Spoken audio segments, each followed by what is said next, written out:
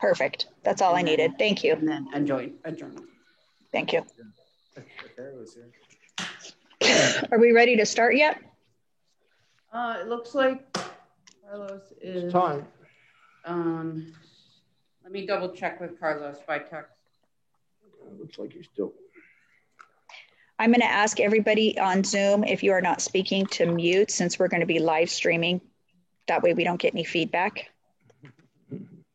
Will do. I think I did.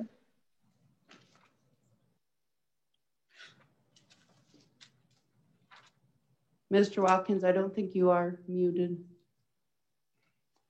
Can you hear me? Yes. Oh, well, then I don't know how to mute. If you hover your mouse over your screen. There was a button that said mute, and I pushed it, but apparently that didn't mute. Just I got a hammer out in the car. No, don't do that. It should be okay as long as all of us aren't on at the same time. We should be okay. Okay, Carlos said we're ready to start. Well, I could go get my granddaughter in the other room. It's all good, Mr. Watkins. Okay, we're going to go ahead and call this meeting to order. I want to thank everybody for attending this special meeting for the East Valley Institute of Technology today. I know that it was a fast turnaround time, and it's very much appreciated. I would like to then move on to the Pledge of Allegiance. I'm going to ask Mr. Fleetham to lead us in the Pledge of Allegiance, since he is present in the board meeting. I pledge allegiance to the flag of the United States of America and to the republic for which it stands, one nation under God, indivisible, with liberty and justice for all.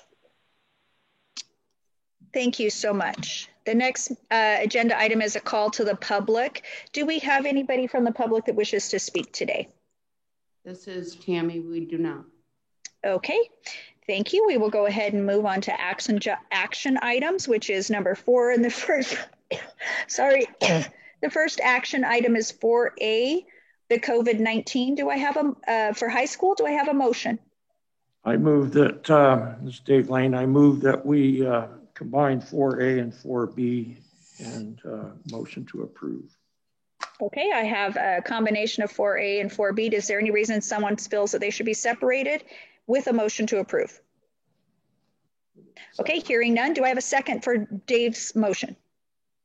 Watkins, I second. Okay, I have a second by Watkins.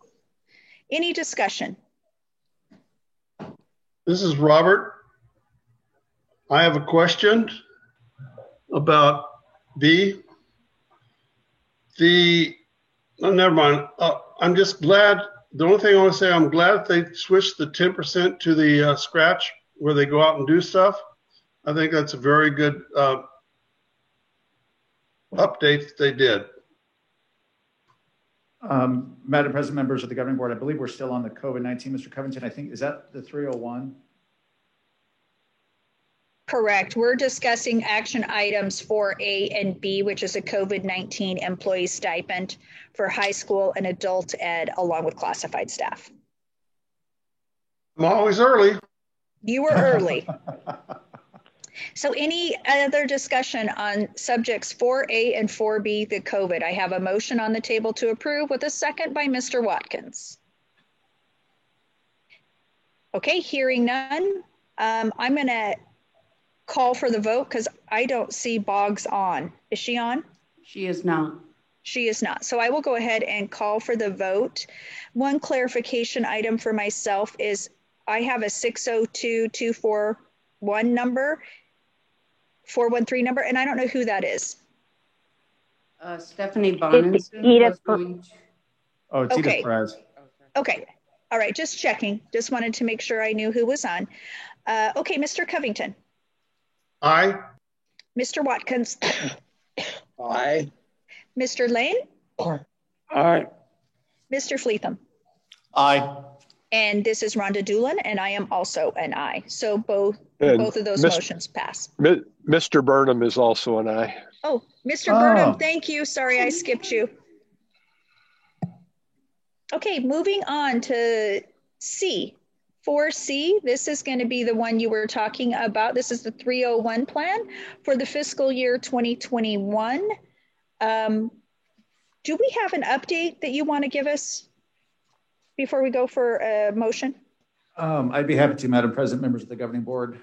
We went back after our last meeting and convened the 301 committee and talked to them about the concern the governing board had. The committee agreed that it would be more appropriate to move the placement indicator, the 5%, completely out of the 301 plan, and then put that 5% into the evaluation.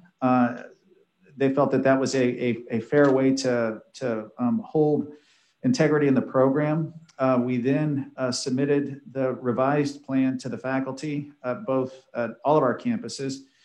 And after having the window of voting open for about a day and a half, we had 100% of those who voted yes for the plan.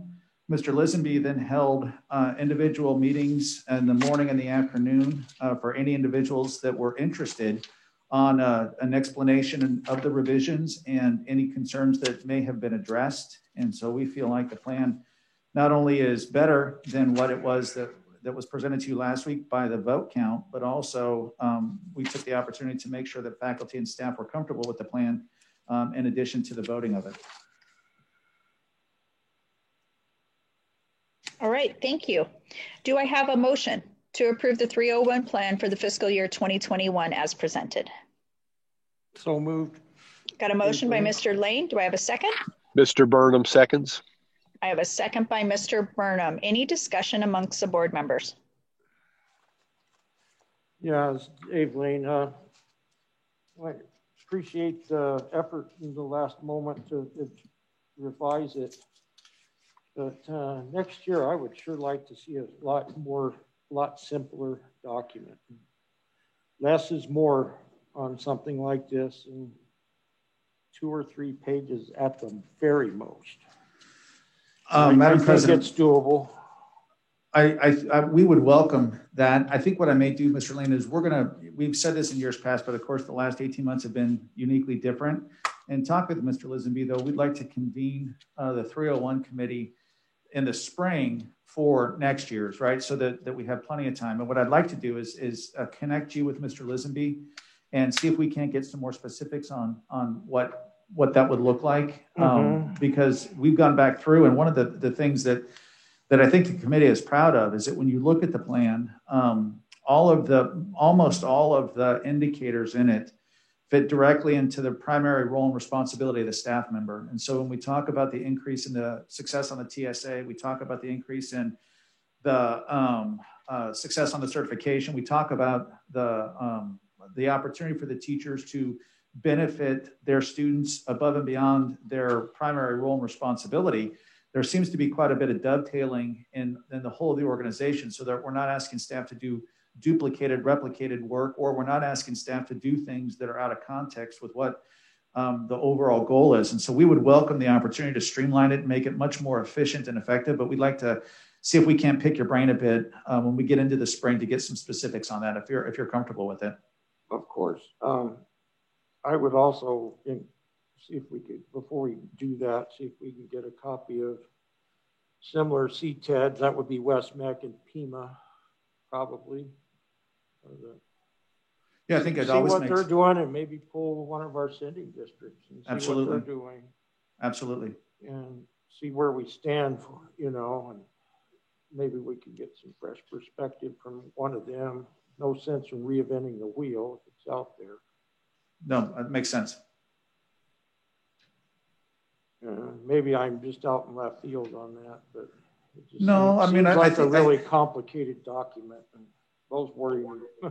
No, I think there's always value in looking for ways to become more efficient and more effective. I think that part of what we have tried to do with the committee is to not have the gotchas, because I do think there were situations in years past that occurred.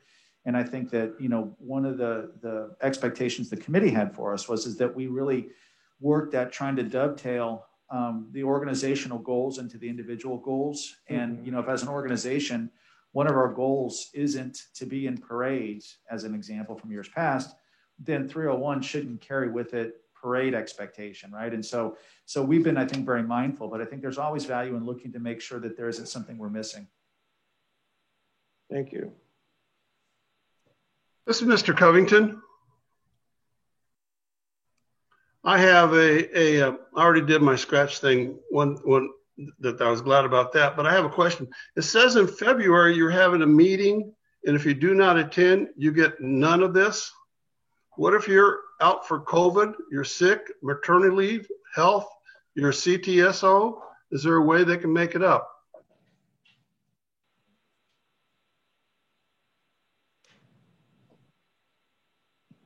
Mr. Covington, the plan is that's for the stretch goals portion only, which is that 10% line item in the mandatory.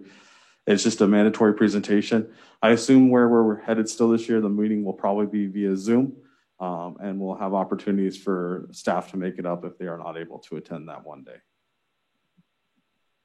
Thank you. This is Rhonda Doolin, and I just want to say I appreciate the ability to make that up. As you all know, I work in education and I have these similar things on a daily basis. My one request is if a faculty member doesn't attend a mandatory meeting, they should be on sick leave. They should be having those hours off. I've run into this issue on my campuses where that is not occurring. So just make sure that check and balance is there. And I agree with Mr. Covington on making sure we have an opportunity for those who are really sick to make that up.